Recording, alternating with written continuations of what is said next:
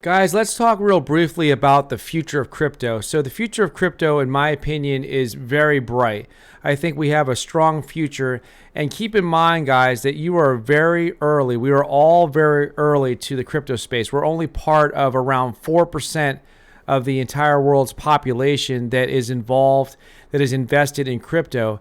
And I think one of the biggest indicators for me that we're moving in a positive direction in terms of mass adoption of crypto was the Super Bowl. So if you think about the Super Bowl, guys, I just looked it up. Over 101 million people watched the Super Bowl the other day. And if you think about that for a moment, there were 6 different advertisements involving crypto. So I counted 4 different advertisements in terms of exchanges. You had Coinbase, which had the clever little thing with the QR code floating around. I thought that was really good. It got a lot of people's attention. And then you had FTX, and you had eToro, and then you had, of course, Crypto.com. So with LeBron James in there. So overall, you had 4 exchanges, and then you had 2 other commercials that were more related to the metaverse. It was very interesting to see on one of the biggest stages, one of the biggest events really for most people that are into football, like watching the Super Bowl, right? But if you don't like watching football, you're not a big football fan, you're more of a casual fan, you still really like to tune in because you want to watch the commercials. And people from around the world are watching this event. And the commercials are not cheap, right? They cost around $7 million, $7 million per commercial. So they're very, very expensive. And the fact that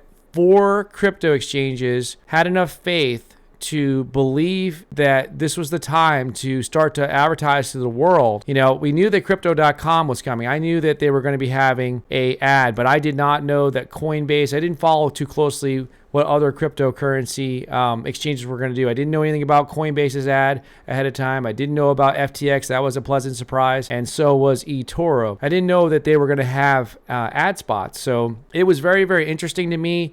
Now, all these exchanges can't be wrong. I mean, they must know something. There's a lot of money behind this. Remember, Crypto.com, it was like $600 or $700 million. They converted the name from the Staples Center where the Lakers play. They converted that over to the Crypto.com arena. So they've been investing a lot of money to try to hit the mainstream people out there, to try to hit the average person that might be invested in stocks or maybe not be invested at all, just have some money in a savings account and try to reach the average person. Now, I do think that there's going to be, with the tightening regulations, I think that a lot of these wallets, maybe like, for example, MetaMask, for example, Trust Wallet, they might have to do more of like a KYC, know your customer. There'll probably be some regulations surrounding the wallet because they're looking for ways, the US government is looking for ways to tax these wallets. They want to be able to get in on the action, so to speak, and be able to tax with the wallet. So I think that the central exchanges will play a bigger part, and it's so much easier. If you're a newer person coming into the space, it's very confusing to set up a MetaMask wallet and to be able to do swaps and this sort of thing, or get into Trust Wallet, and then you buy crypto with your card, and you have to make sure that you're on the right chain. You have to make sure you're on either the Binance Smart Chain or the Ethereum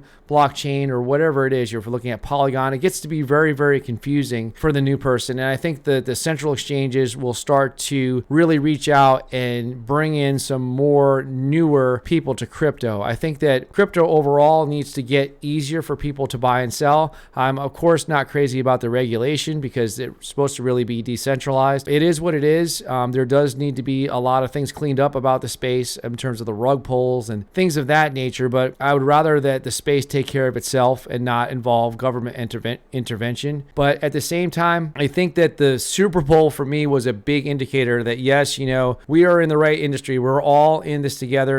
We're here to talk about crypto. Different YouTubers talk about it, and we're also here to invest in crypto. And I just think that some people may think they're late. You might have missed out on Dogecoin or Shiba Inu or Saitama. You missed getting in on the beginning of those. The community-based tokens might not be so big this year. I think that, some of the big ones will still survive. They do need to show utility, but I do think this is still the year of the metaverse, and I would watch out for NFTs. Now, I don't follow NFTs too closely. I don't really invest in NFTs, but I might start getting into them a little bit more. But I prefer to stick right now with the coins and the tokens. But I do think that this is like a vote of confidence for these different exchanges to step up to the plate and spend $6 or $7 million per commercial to get on the Super Bowl. So let me know what you guys think. Do you think this is a confidence boost for all of us that are involved with crypto? Do you think moving forward that this is going to have a big impact? How do you think that regulation, government regulation, is going to affect the industry? I think we're going to keep moving forward.